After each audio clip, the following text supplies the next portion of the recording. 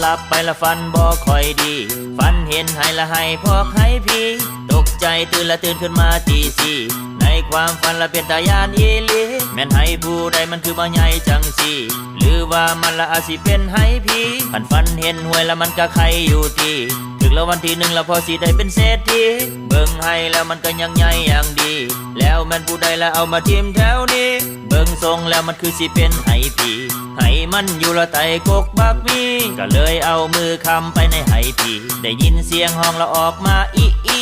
ตายละกูบัดนี้ละคือสิเป็นเสียงพี่ก็เลยเงียงหูละฟังเบิ่งดีดีย้อนมันสงสัยบ่จักว่าเป็นให้พี่ตื่นเช้ามาก็ไข่แดกนั่นตีฝันอีหยังละฝันปะลูปะลีจนว่าค่อยได้สู่ควันบายสิบ่จักอีหยังฝันเห็นตายแต่ให้พี่คืนก่อนนั่นก็ฝันเห็นหอยติดหมีก็เลยเสี่ยงโชคละซื้อลอตเตอรี่ชอบกดไลค์ใช่กดแชร์ถ้าไม่ชอบไม่ใช่ไม่ต้องกดไลค์ไม่ต้องกดแชร์อยู่เฉยๆ